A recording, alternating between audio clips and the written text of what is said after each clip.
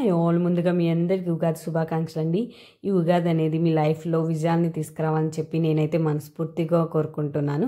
So ఈ coming to vlog, ఇదైతే last vlog continuation అండి. లాస్ట్ వ్లాగ్లో చెప్పాను కదా ఉగాది సారీ ప్రిపరేషన్స్ అని.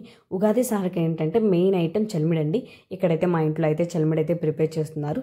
సో ఈ చల్మిడికి ముందుగా నేతిలో కొబ్బరి ముక్కలు అండ్ జీడిపప్పు అయితే వేయించుకోవాలి. అండ్ ఒకవైపు పిండి కూడా జల్లెడ పెట్టుకోవాలి. జల్లెడ పట్టుకొని ఇంకా పంచదారని అయితే పాకం వచ్చేదాకా తిప్పుతూ ఉండాలి. వన్స్ పాకం వచ్చిందా లేదా అనేది మనం ఇక్కడ చూపిస్తున్న విధంగా చెక్ చేసుకోవాలి. వన్స్ పాకం వచ్చింది అన్నప్పుడు మనం అయితే నెయ్యిని అయితే వేసుకోవాలి. ఇక్కడ ఏంటంటే నెయ్యి ఎంత బాగా వేసుకుంటే అంత టేస్ట్ బాగుంటుంది. సో ఇక్కడ కొంచెం నెయ్యి వేసుకొని మిగతా నెయ్యి ఏంటంటే మనం మధ్య మధ్యలో కూడా వేసుకుంటూ ఉంటాం. సో ఇక్కడ నెయ్యి వేసుకొని బాగా కలుపుకున్న తర్వాత కొబ్బరి ముక్కలు అండ్ జీడిపప్పు అండ్ యాలకుల పొడి కూడా వేసుకొని బాగా కలుపుకోవాలి. కలుపుకున్న తర్వాత పిండి జల్లెడ పట్టుకున్న పిండి ఉంటుంది కదా, ఆ పిండిని కూడా వేసుకొని బాగా కలుపుకోవాలి. లంప్స్ అనేది అస్సలు లేకుండా అయితే మనం కలుపుకోవాలి.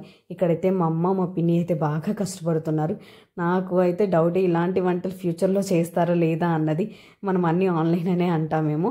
ఇలా మధ్య మధ్యలో ఏంటంటే నెయ్యి కూడా వేస్తూ కలుపుకుంటూ ఉండాలి. అప్పుడే నెయ్యి అనేది పూసకి నెయ్యి అంటారు కదా, అలా ఇక్కడ బాగా టేస్ట్ అనేది బాగుంటుంది. ఇక్కడైతే ఇంకా మా బావ అయితే రంగంలోకి వచ్చాడు. మా బావ అయితే తిప్పాడు. ఫైనల్లీ అయితే చల్లమిడి అయితే ఇంకా రెడీ అయిపోయినట్టు. ఇదేంటంటే ఒకరోజు నైట్ నిద్ర చేయాలి అంటారు, తర్వాత రోజుకి ఇంకా బాగుంటుంది అంటారు.